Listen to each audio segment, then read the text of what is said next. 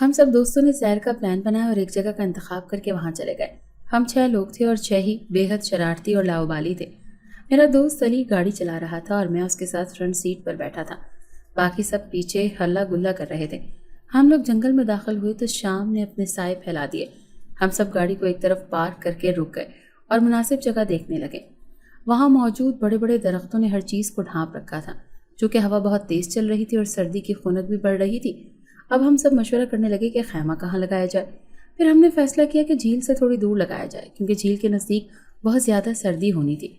हम अपनी ज़रूरियात का सारा सामान लेकर आए थे, खाने का सामान, आग जलाने के लिए लकड़ियाँ, अपने कपड़े, हर चीज़ साथ लेकर आए थे। जैसे ही हमने वहाँ खैमे लगाए, हमारा दिल थक से रह गया। उस जगह पर से झील अब गायब हो चुकी थी। हमें पता चल गया कि वो कोई बहुत पुरस्कार जगह थी। हमें समझ ना आई कि अब हम क्या करें। इस कहानी को पूरा देखने के लिए हमारा चैनल विजिट करें। शुक्रिया।